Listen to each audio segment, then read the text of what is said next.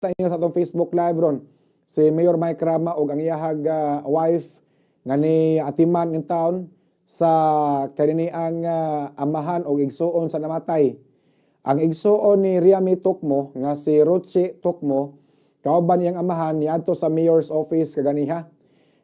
Kuyugan ni mga kabombo ni Bombo Jason Babatuan, no? Aron pod niya istorya ang mayor. Kay gitagaan og instruction sa tuang manager si Bombo Jason nga kuyogi dito sa mayor's office i-assist na kay di na taga diri wala maswito diri sa Cebu City. So gikuyugan ni Bombo Jason si Roche Tokmo ang ate sa namatay gikuyugan dito sa mayor's office sa Cebu City Hall. Kuyog ni Roche Tokmo ang iyang papa. O dito nangayo slag tabang ni Mayor Michael Rama. Si Mayor Michael Rama, kauban po iyang wife nga si Ma'am Malu, ilang gipaminaw ug unsay posibleng mahatag tabang sa Cebu City Government ngadto sa banay nga Tokmo kay di lalim mga kabombo. Ang ilang nasinati karon naglisod pa wa pay kwarta pamasahe padung Davao unya mahal ra ba na kanang lungon pitihan po na paingon sa Davao mga kabombo. Nihangyo ning igsuon sa namatay nga unta tabangan sila ni Mayor Mike Rama nga masulba dayon maong krimen mga kabombo. Ato isaling ato mga sakop sa kapulisan. Ato isaling sa ato mga sakop sa ato mga kapulisan sa Cebu City Police Office ang pagsulbad sa labing madali nga panahon mga kabombo.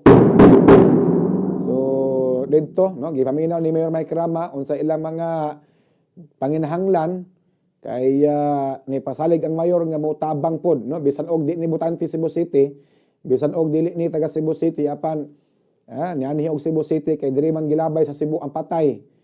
So mao na no nga ang Cebu City government willing mohatag og hinabang pod ngadto sa maong namatay mga kabombo og sa kabanay sa namatay. Kaya salamat pod kayo sa listener sa Bombo Radio Cebu nga nitabang pod aning namatay. Pinaagi sa pagtabang aron pod nga makakuha og galungon ang kining maong kabanay sa namatay mga kabombo. So 43,000 ang kantidad sa lungon package na mga kabombo. Kay nangayt og tabang diri ang amahan. Nagpa-interview mga kabombo, nangayt tabang sa mga listeners sa Bombo Radio Cebu.